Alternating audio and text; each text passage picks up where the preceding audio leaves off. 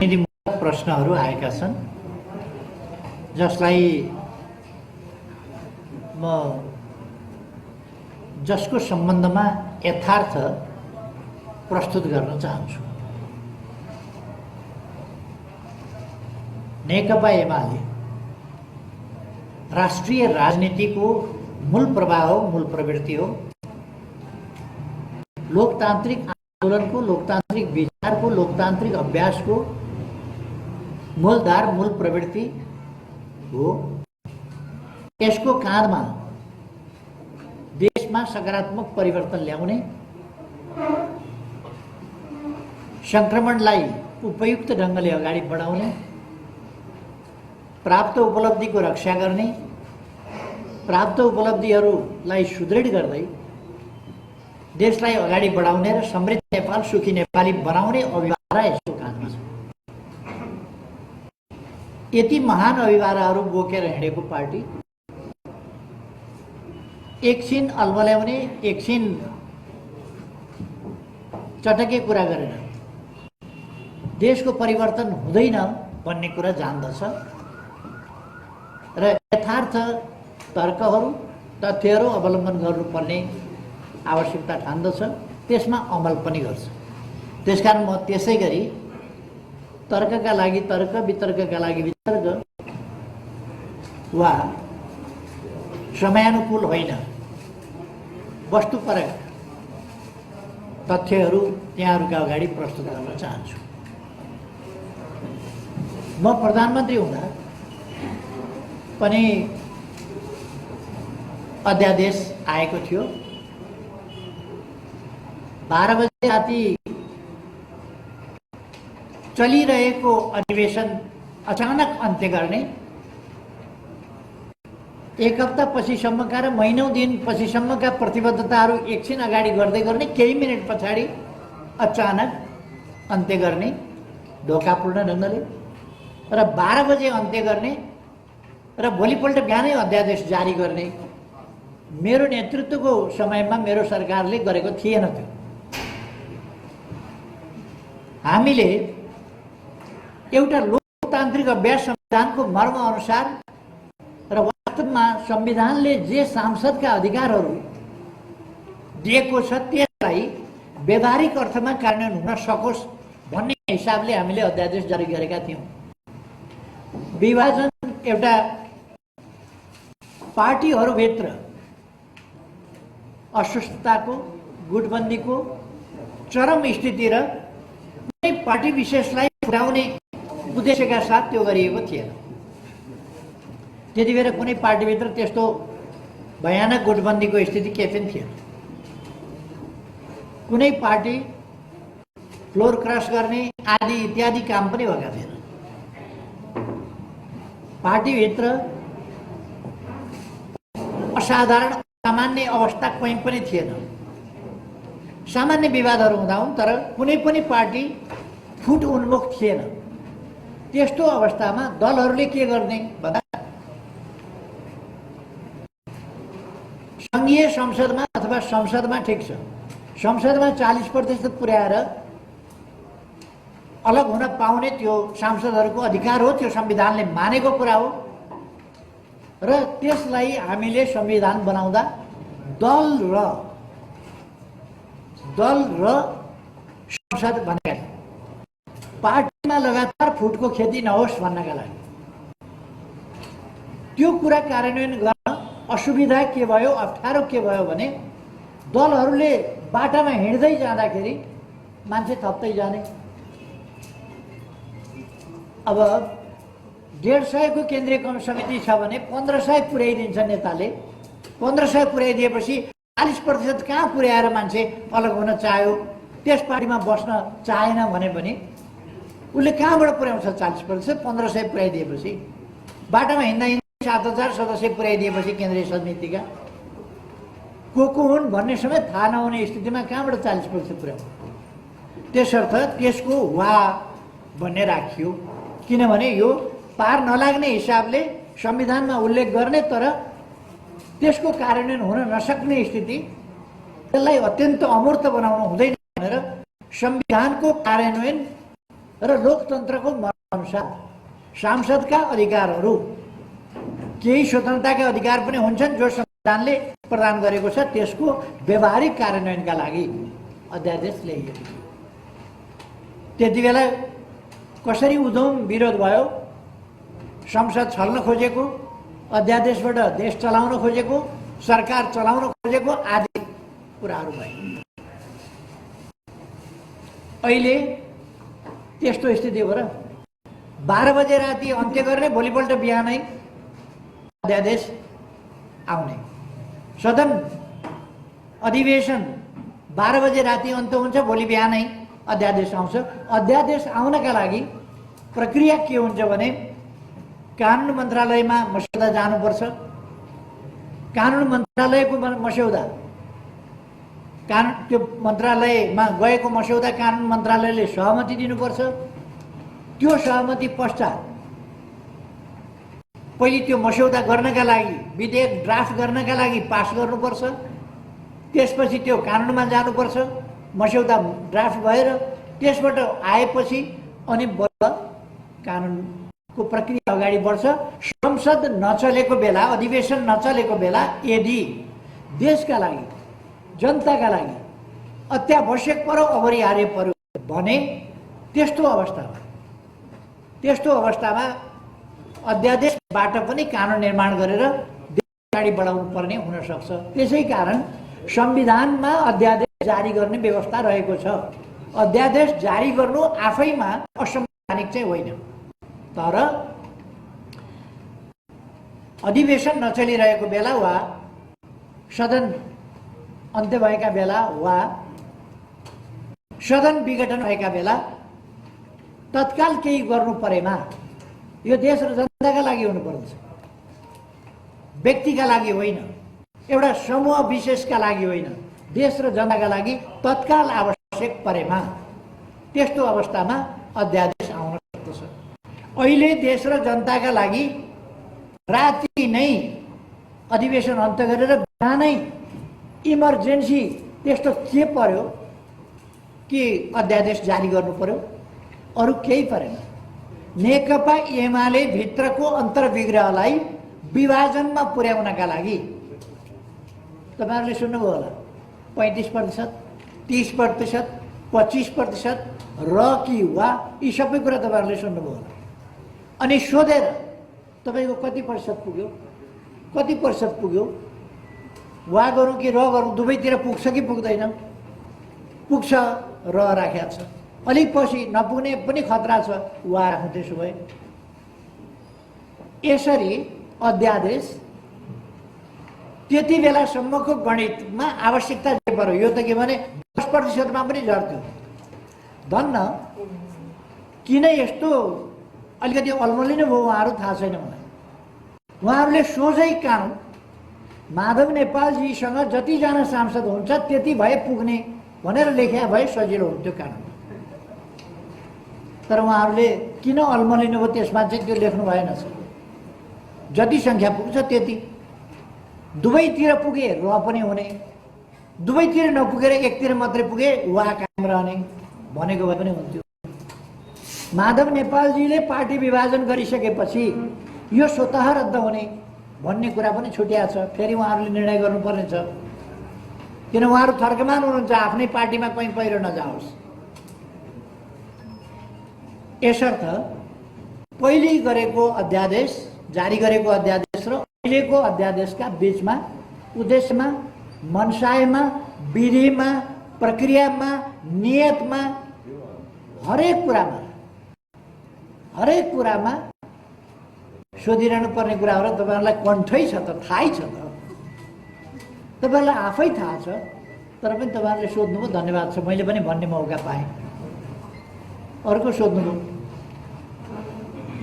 एकजना मित्रले भन्नुभयो यो पहिलेको र अहिलेको उस्तै होइन, कोही नअल्मलिनु होला, उस्तै होइन भनेर। यति चाहिँ उहाँले सत्य बोल्नुभयो। वाक्यांश, वाक्यको अंश चाहिँ सत्य बोल्नुभयो। पहिलेको र अहिलेको अध्यादेश उसै प्रयोजनका लागि, उस्तै प्रयोजन, उस्तै नियत, उस्तै मनसाय, उत्तिकै संवैधानिक प्रश्न होइन, कानुनी हिसाबमा उस्तै होइन, यो फरक छ। तर उहाँले साफ झुट बोल्नुभयो, देशका अगाडि बेइमानीपूर्ण कुरा गर्नुभयो कि उहाँले चाहिँ देशका लागि यो नेकपा एमाले पार्टी फुटाउन खोजेको देशका लागि। सत्ताले यस्तो सरकारले राजनीतिक पार्टीभित्र बदनियतका साथ हात हालेर अनुचित ढङ्गले कानुन निर्माण गरेर अनुचित बाटोबाट कानुन निर्माण गरेर प्रतिपक्षी पार्टी फुटाउने कार्य अनैतिक कार्य हो। यो नैतिक कार्य होइन, यो बिल्कुलै अनैतिक कार्य हो। त्यसकारण यस्तो अनैतिक कार्य चाहिँ उचित हुन्छ कहीँ? यो उचित होइन। अब मैले योभन्दा बढी यसमा व्याख्या गरिरहनु पर्ला जस्तो लाग्दैन। अब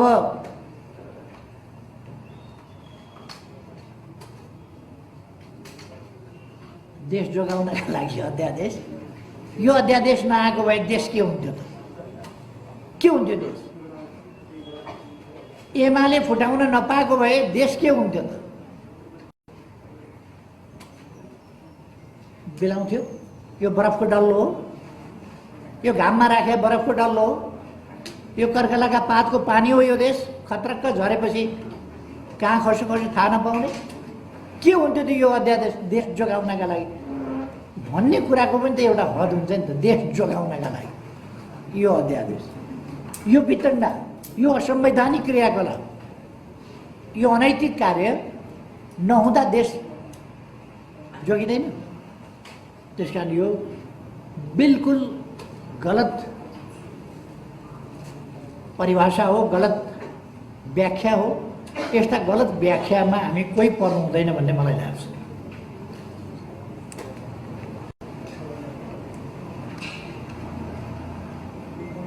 बारदलीको टिप्पणी पनि चर्चामा छ भन्नु, अनि चर्चामा नहुनका लागि मैले गरे हो र अहिले बोलेको कुरा पनि चर्चामा हुन्छ नि त। अहिले बोलेको पनि चर्चामा हुन्छ, चर्चा होसै भनेर त बोले। त्यसकारण यो नयाँ कुरा भएन, अहिले बोलेको पनि चर्चा हुन्छ।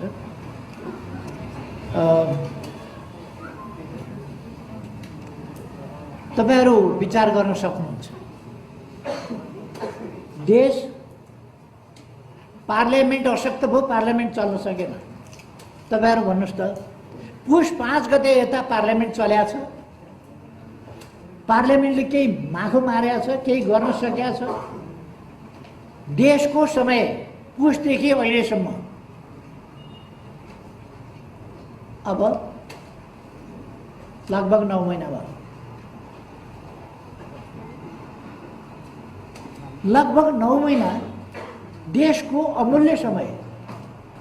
आजको विश्व अत्यन्त तीव्र रफ्तारका साथ विकासको काममा अगाडि बढिरहेको छ, त्यस मार्गमा अगाडि बढिरहेको छ। त्यस्तो बेला हाम्रो देशको 9 महिनाको समय कमसेकम पार्लियामेन्ट काम गर्न पाएको छैन, सरकार काम गर्न, हिजो सरकारलाई काम गर्न दिएन, काम गर्न पाएन धेरै।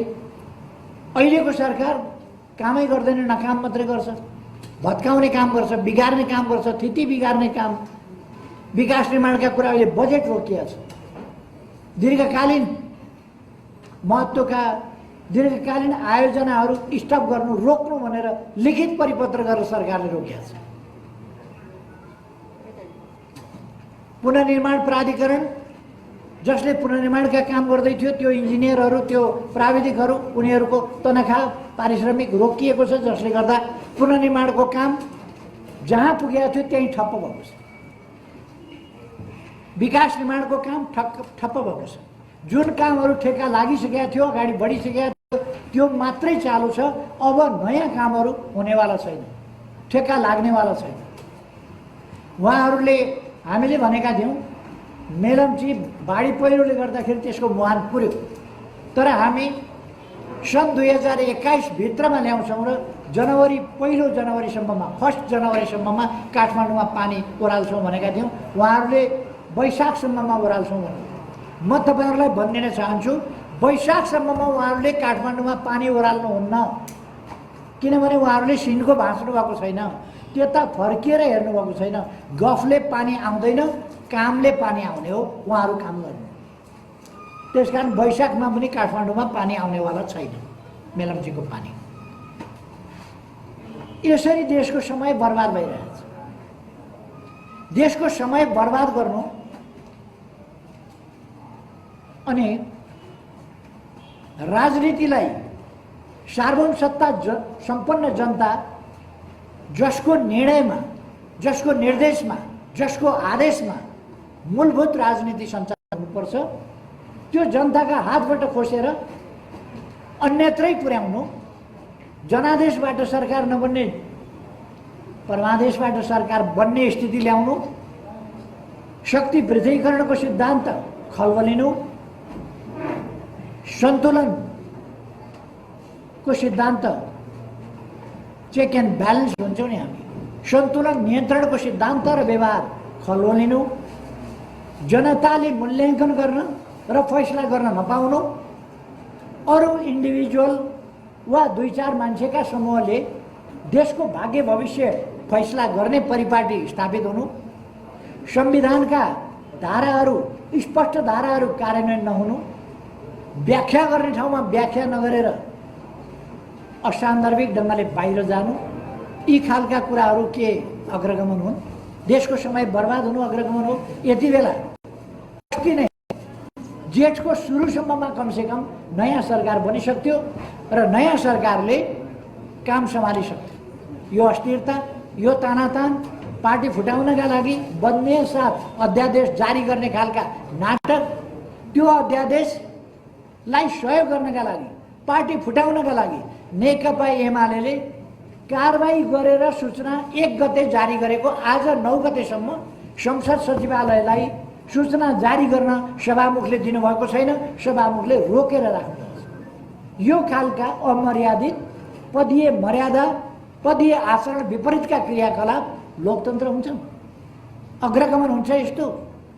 यो लोकतन्त्रको हुर्मत लिने काम, लोकतन्त्रको हुर्मत लिने काम जुन भइराखेको छ, यो अत्यन्तै अनुचित, अलोकतान्त्रिक, असंवैधानिक, प्रतिगामी काम र एउटा निर्वाचित सरकारलाई, जनादेशको सरकारलाई अन्य बाटाबाट, अन्य ठाउँबाट संसदमा पनि जान नदिएर विस्थापित गरेर प्रधानमन्त्रीको नियुक्ति गर्ने जुन विश्वमा कहीँ नभएको, कहिल्यै नभएको अलोकतान्त्रिक प्रक्रिया सुरु गरियो यहाँ, त्यो अग्रगमन हुनै सक्दैन, त्यो लोकतान्त्रिक हुनै सक्दैन, त्यो प्रतिगामी कदम नै हो। र शाब्दिक लडाइँ हामीले गर्न खोजेका होइन। हाम्रो भूमिका अलिकति परिवर्तित भयो, हामी सरकारबाट प्रतिपक्षमा गयौँ। यो धेरै ठुलो कुरो होइन इतिहासका लागि, होला 1.5 वर्षका लागि हामी प्रतिपक्षमा गयौँ होला, 1.5 वर्षका लागि, यो ठुलो कुरा होइन। अथवा हामी फेरि चुनाव हारेर 5 वर्ष फेरि प्रतिपक्षमा बसौँला, देशका लागि यो ठुलो कुरा होइन। तर देशमा संविधान मिच्ने प्रचलन, संविधान मिच्ने अभ्यास र अस्वस्थ राजनीति, फोरी राजनीति, किनबेचको राजनीति, रिसोर्टमा लगेर 3 दिनदेखि मान्छे थुनेर, घर घरबाट मान्छे टिपेर रिसोर्टमा लगेर थुनेर, अनि ती मान्छे रिसोर्ट पनि कहाँ, यहाँ नजिकै ओरतिर पतिर होइन, उहाँ टाकुरामा 3 दिनदेखि थुनेर त्यहाँबाट ढोक्सेमा हालेर, ढोक्सेमा हालेपछि माछा उम्किन पाउँदैन क्या, ढोक्सेमा हालेर त्यो ढोक्से निर्वाचन आयोगमा ल्याएर घोप्ट्याउने, यो काम के लोकतान्त्रिक हुन्छ? यस्तो काम लोकतान्त्रिक हुन्छ? वास्तवमा भन्ने हो भने यो बलजफ्ती, अपहरणकारी, ज्यादतीपूर्ण काम हो। सांसदहरू जस्ता मान्छेलाई यस्तो थुनेर सञ्चार माध्यमहरूले पनि प्राय के लेख्न रुचाउँछ भने यस्तो क्रियाकलापलाई यति बेला यो गठबन्धनवाला, अपवित्र गठबन्धनवालाले गरे हुनाले मिटिङ चलिराखेको छ, बैठक भइराखेको छ, बैठक भइराखेको थियो। त्यहाँ बैठक भनेको एक लेभलको हुन्छ, कि सांसदको हुन्छ, कि स्थायी कमिटीको हुन्छ, कि केन्द्रीय कमिटीको हुन्छ, कुन कमिटीको बैठक भइराखेको छ? त्यो पार्टीका साधारण सदस्यदेखि लिएर आफूलाई अध्यक्ष भनेर दर्ता गरेका मान्छेसम्म त्यहाँ छ। कस्तो बैठक हुन्थ्यो? साधारण सदस्यदेखि लिएर त्यो तहका मान्छे पनि भएको बैठक हुन्छ? कुनै बैठक होइन। त्यो मान्छे घेराबन्दी गरियो, घर घरबाट तानियो, लगियो, बाध्य बनाइयो। उहाँहरूले कुटपिट गर्नुभयो, चुटपिट गर्नुभयो, भोकै थुन्नुभयो भन्दैन, फकाउनु परेको छ। त्यस कारण फकाइकन लगेर मिठा गुलिया वचनै बोलेर फकाइकन मिठै खाना दिएर राम्रै बिस्तारामा सुतेर, तर सुनकै पिञ्जडा भए पनि यदि पिञ्जडामा हालियो भने पिञ्जडै हो। त्यसरी मान्छे घरबाट तानेर लगेर त्यहाँ थुनिएको कुरा त्यो थुनिएकै हो, चाहे सुनकै पिञ्जडामा थुने होस्, चाहे भव्य रिसोर्टमा होस्, चाहे 5 स्टार 7 स्टार जेसुकैमा होस्, थुनिएकै हो। यस्ता खालका कामहरू भएका छन्। यता अहिले हामीले 14 जनामाथि कारबाही गर्यौँ, पार्टी नफुटोस् भनेर। पार्टी नफुटोस्, 14 जनामाथि हामीले कारबाही गर्यौँ भने कुनै प्रतिशत नै पुग्दैन त्यहाँ। त्यो प्रतिशत नपुगेपछि पार्टी फुट्दैन। पार्टी नफुटोस् भन्नका लागि हामीले कारबाही गर्यौँ। अनि त्यसलाई देखा नदेखी गर्ने, गोप्य राख्ने लेखराज भट्टजीहरू, टोपबहादुर रायमाझीजीहरू, उहाँहरूलाई प्रचण्डले निष्कासन गर्दा त्यो कुनै सेन्ट्रल कमिटी बसेको होइन, सेन्ट्रल कमिटीले निर्णय गरे होइन।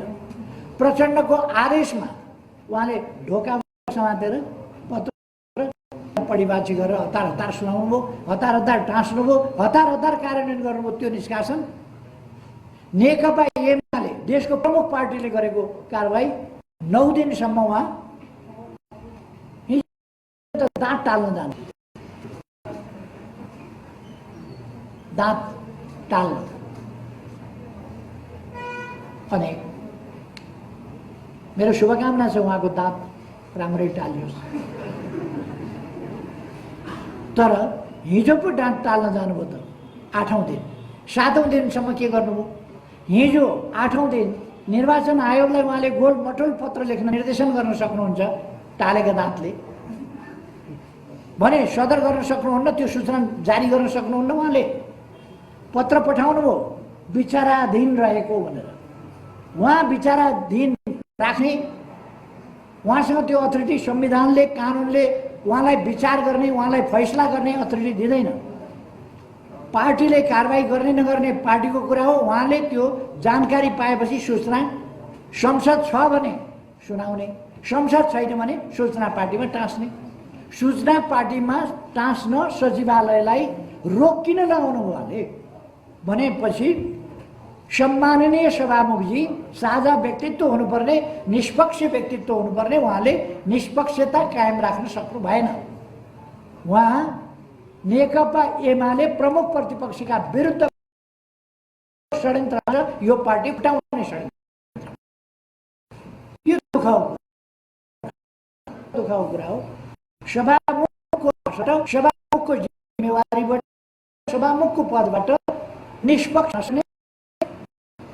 पक्षधरता छोड्न नसक्ने, कानुनको पालना गर्न नसक्ने, आफैले स्थापित गरेको परम्परा कायम गर्न नसक्ने, मर्यादा पालन गर्न नसक्ने, मर्यादामा बस्न नसक्ने कुरो लोकतन्त्रका लागि, संसदीय प्रणालीका लागि, हाम्रो संसदको गठनका लागि, हाम्रो संसदको अभ्यासका लागि अत्यन्तै दुःखद कुरा। त्यो कुरा उहाँले गर्न पाउनुहुन्न। उहाँले विचाराधीन भन्नुभयो। उहाँ कुन हिसाबले संविधानमा नभएको विचाराधीन कहाँबाट आयो? उहाँको सूचना टाँस गर्नुपर्ने मान्छेले विचाराधीन, निर्णय पार्टीले गरिसक्यो विचाराधीन। न्यायिक अधिकार उहाँलाई कसले दियो? उहाँ न्यायालय हो र? उहाँलाई न्यायिक अधिकार होइन सूचना टाँस्ने र निर्वाचन आयोगमा खबर पठाउने कुरा। निर्वाचन आयोग नेकपा एमाले 14 जनामाथि कारबाही गरेको थाहा छ। थाहा हुँदाहुँदै सँगै संसदमा हामीले पठाउन सँगै, सूचना गर्न सँगै निर्वाचन आयोगलाई पनि पदार्थ दिएका छौँ। तर निर्वाचन आयोग सोध्छ फेरि संसदलाई के भएको? संसद त्यो सोधेपछि संसदले स्पष्ट भन्नुपर्ने 14 जना निष्कासित गरेका छ। संसद सचिवालय के भन्छ भने 1 गते निष्कासन गरिएको सूचना संसद सचिवालयमा आयो, विचाराधीन छ।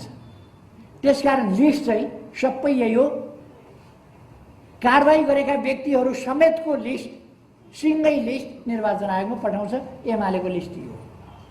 योभन्दा बेइमानी के हुन्छ? योभन्दा राजनीति खेल्न खोज्ने सभामुखले पक्षधर्ताका साथ राजनीतिमा हात हाल्ने र गिजोल्ने काम योभन्दा बढी के गर्ने? यो खालको कुराहरू अत्यन्त दुःखद कुरा हो। म त्यसमा दुःख व्यक्त गर्न चाहन्छु, खेद व्यक्त गर्न चाहन्छु।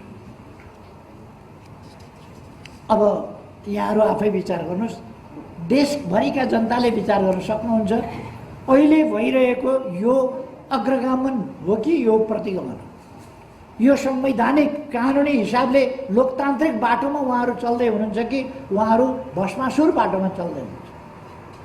यो संविधान नमान्ने, कानुन नमान्ने, लोकतान्त्रिक मर्यादाहरूको पालना नगर्ने यही लोकतान्त्रिक बाटो हुन्छ। यो लोकतन्त्र विरोधी प्रतिगामी भस्मासुर बाटो हो। यो बाटोबाट अलग हुन म उहाँहरूलाई भन्न चाहन्छु। म निर्वाचन आयोगलाई भन्न चाहन्छु,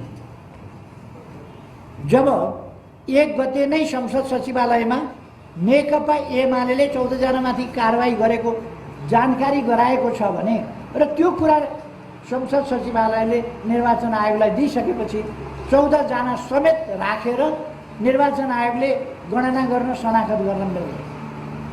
निर्वाचन आयोगले अस्ति नभएका मान्छे र उपस्थित नभएका मान्छेको शनाखत भन्न मिल्दैन। शनाखत भनेको उपस्थित भएर गरिने कुरा हो, अनुपस्थितिमा शनाखत हुँदैन।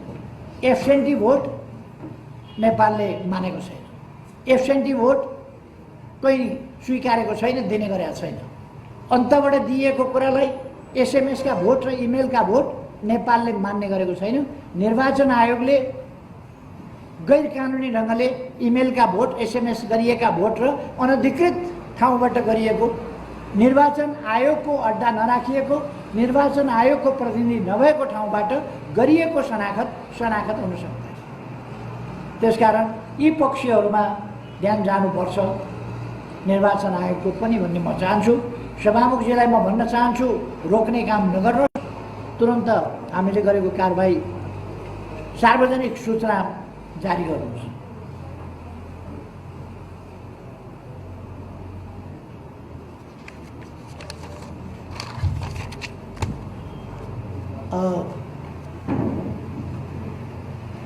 यदि कोही अलग हुन्छु भन्छ, पार्टी छोड्छु भन्छ, कानुनले दिएको सङ्ख्या पुर्याएर अलग हुन्छु भन्छ भने पाइन्छ। म फेरि पनि स्पष्ट पार्न चाहन्छु, संविधानले दिएको अधिकारको प्रयोग गर्न पाइन्छ कानुन सम्बद्ध ढङ्गले। अध्यादेश ल्याउनु असंवैधानिक होइन, संवैधानिक हो, मैले अघि नै पनि भने।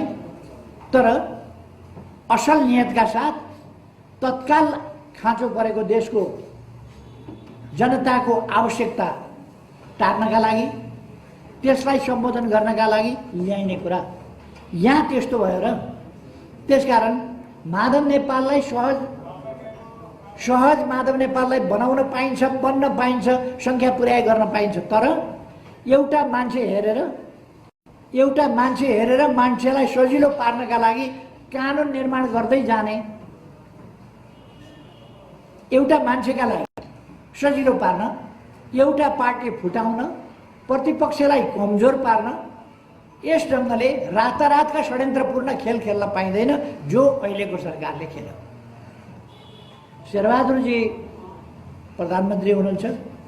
उहाँ जस्तो लोकतान्त्रिक आन्दोलनमा लामो समय बिताएको मान्छेले लोकतान्त्रिक मूल्य मान्यताहरू छोडेर जे काम क्रियाकलाप गरिरहनु भएको छ अलोकतान्त्रिक, म आश्चर्यचकित छु।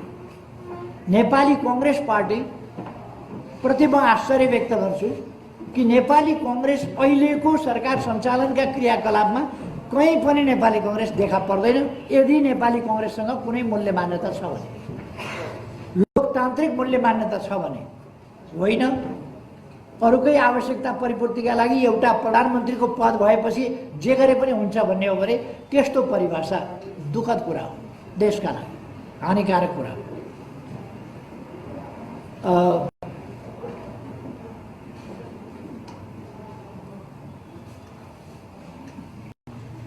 एउटा गजबको प्रश्न पनि गर्नुभएको छ। पार्टीभित्र तपाईँ निर्विकल्प हुनुभएको कि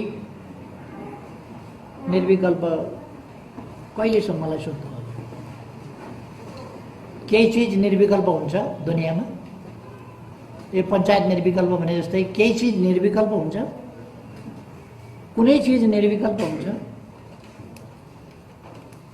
कुनै चिज जसको सुरु हुन्छ त्यसको अन्त्य हुन्छ।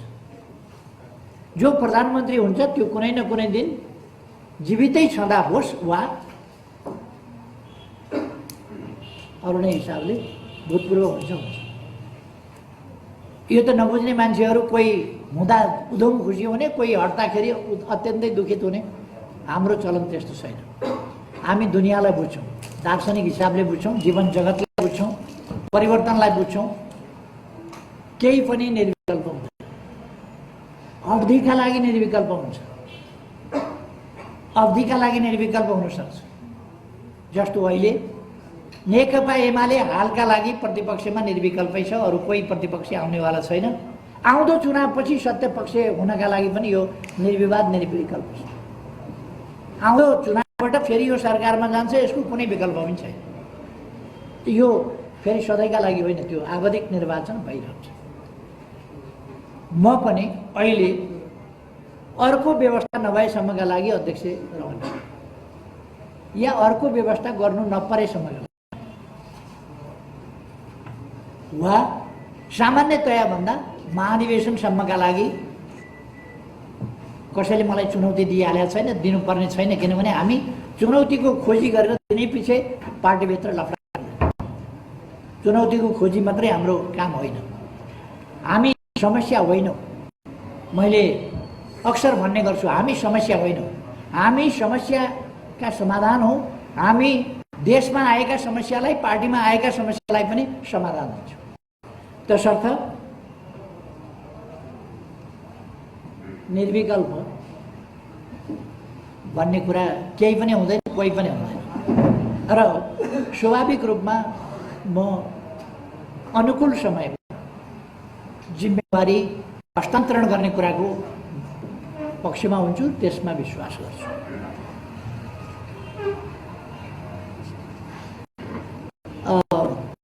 अरूलाई मात्रै दोष लगाएर होला र पार्टी विभाजन भएपछि तपाईँको पालामा पार्टी विभाजन भयो भन्नु। मेरै नेतृत्व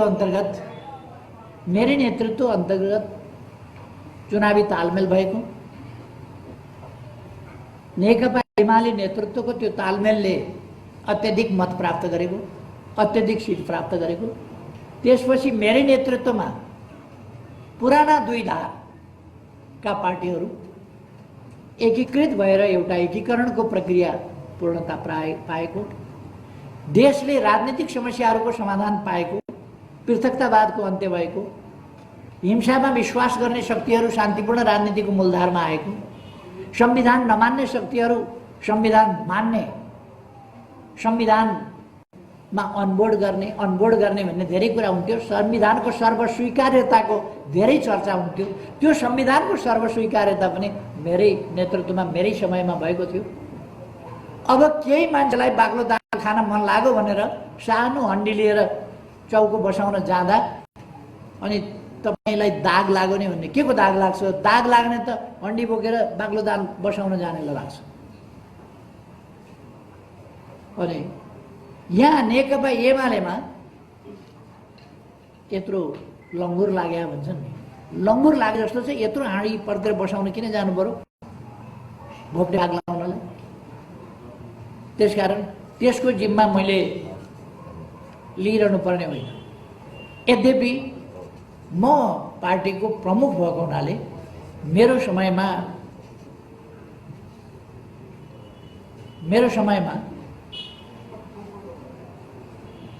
जुन ठाउँमा पार्टी पुगेको थियो मैले बचाउने कोसिस गरेँ। कोसिस गर्दा गर्दै पनि केही मानिसका मनोवृत्ति र प्रवृत्तिले गर्दा त्यसलाई बचाउन सकिएन। त्यसमा म दुखी छु। केही मान्छेलाई मैले सच्याउन खोजेँ, सकिनँ, दुखी छु। मैले पढाएका विद्यार्थी सबै डिस्टिङसनमा आउन्, 100 मा 100 ल्याउन् भन्ने चाहन्छु। कोही त्यस्तो हुन सकेन, फेल भयो। म दुखित छु। मैले नपढाएको भए त सबै डिस्टिङसन आउँदैन थियो होला, पढाएको हुनाले डिस्टिङसन त आयो होला नि। अब कोही कोहीले नपढ्ने पनि हुनसक्छ, कोही हुनसक्छ, त्यस्तो पनि होला।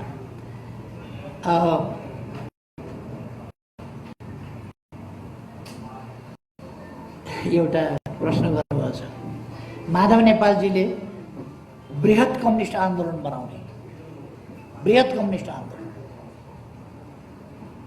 घर जलाउने अनि खरानी बेच्ने अनि भन्ने सहर बसाउँछु, खरानी बेचेर सहर बसाउँछु, यी फाल्तु कुरा। मलाई नयाँ पार्टी दर्ता गर्न दिनुहोस् न, त्यसपछि एकता गर्न। यो एकताको कुरा हो, पार्टी फुटाउने, नयाँ पार्टी दर्ता गर्ने अनि एकता गर्ने। यो कुनै एकताको बाटो हो, एकताको तरिका हो? यस्ता झुट कुराहरू, यस्ता चटकी कुराहरूका पछाडि नलाग्न, त्यस्ता कुराहरूमा विश्वास नगर्न म सबैलाई आग्रह गर्न चाहन्छु। बृहत कम्युनिस्ट एकता, बृहत कम्युनिस्ट एकता भनेको के हो? नेकपा एमाले हो बृहत कम्युनिस्ट एकता, जसका 10औं लाख पार्टी सदस्य छन्, 20औं लाख जनवर्गीय सङ्गठनका सदस्य छन्। अनि कुन चाहिँ बृहत एकता हुन्छ? 1 दर्जन, 2 दर्जन, 3 दर्जन मान्छे भएका समूहहरू जोडेर 100 जना पुग्ला, बृहत भयो। 10 लाख सदस्य भएको नेपाल व्यापी मात्रै होइन, जहाँ नेपाली पुगेका छन् त्यहाँ एमाले पुगेका छन्। नेपाली व्यापी पार्टी छोडेर त्यसबाट चोइटिएर अनि अरू कता कति टुक्रा टुक्री भेला गरेर बृहत बनाउने अरे। अनि तपाईँहरूलाई पत्यार लाग्यो? भाइ बहिनीहरूले सोझै हुनुहुन्छ, सोध्नुहुन्छ यस्तो कुरा।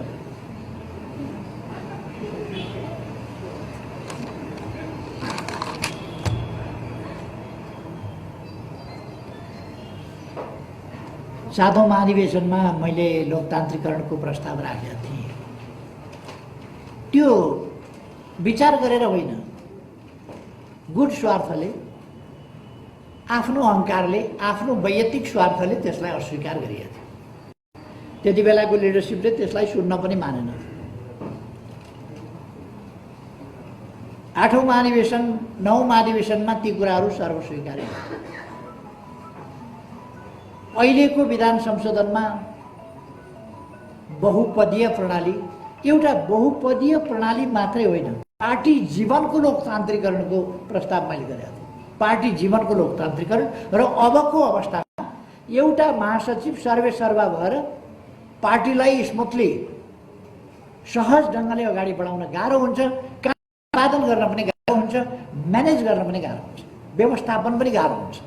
त्यसकारण अब बहुपदीय प्रणाली सहितको लोकतान्त्रिक अभ्यास पार्टीमा हुनुपर्छ भनेर मैले अगुवाई गरेको थिएँ। अहिले त्यस प्रस्तावलाई विरोध गर्नेहरूले फेरि यो चाहिँ प्रतिगामी कदम हो भन्ने प्रश्न उठाइरहेको छ। एउटा पद धेरै हुनु वा थोरै हुनु, कतिवटा सचिव बनाउनु, बहुपद भनेको कतिवटा हुन्छ? अध्यक्ष, उपाध्यक्ष, महासचिव, सचिव, कोषाध्यक्ष, यस्तै नै होला बहुपद भने। कि 10 दर्जन उपाध्यक्ष बनायो भने, 20 दर्जन महासचिव बनायो भने चाहिँ लोकतान्त्रिक हुने हो र? यस्तो व्याख्या सोच्नु हुँदैन, यस्तो धारणा राख्नु हुँदैन। हामीले लोकतान्त्रिक अभ्यासलाई छोडेका छैनौँ, छोड्दैनौँ।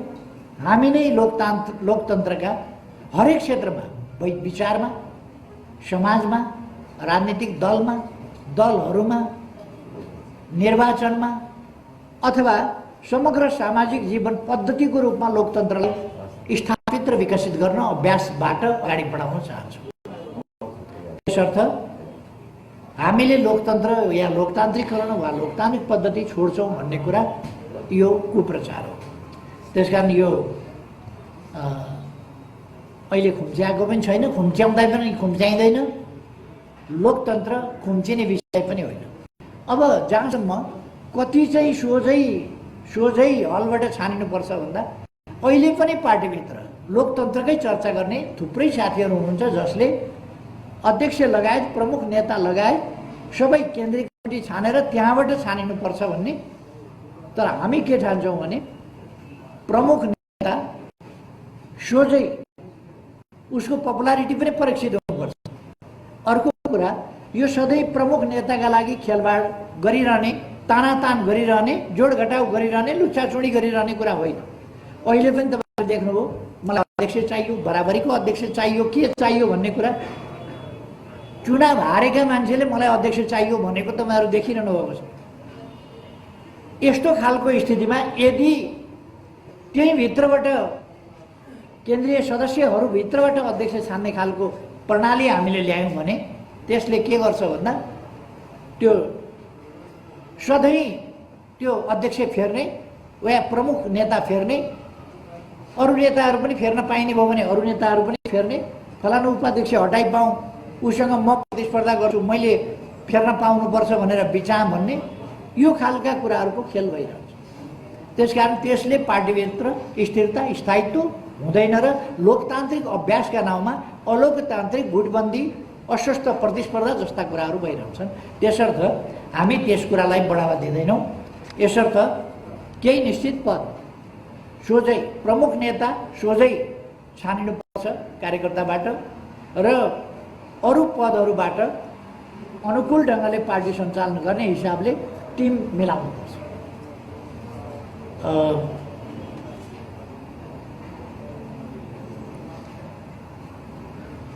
एउटा चाहिँ सोध्नुभएको थियो एउटा चेलीले जस्तो लाग्छ मलाई, तपाईँलाई निन्द्रा लाग्छ कि लाग्दैन?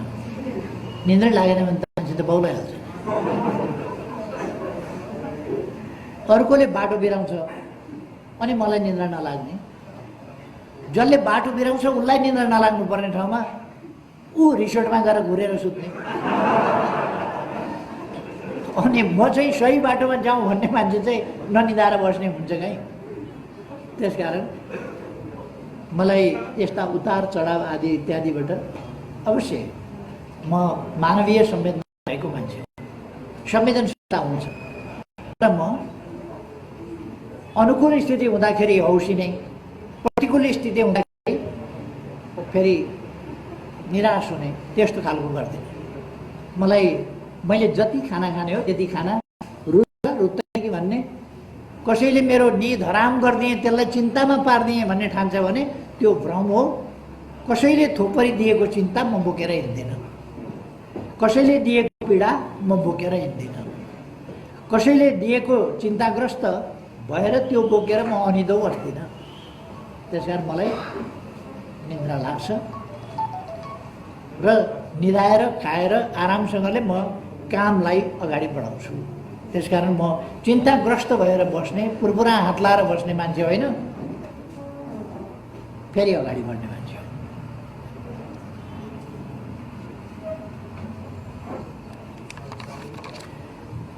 मोटामोटी साथी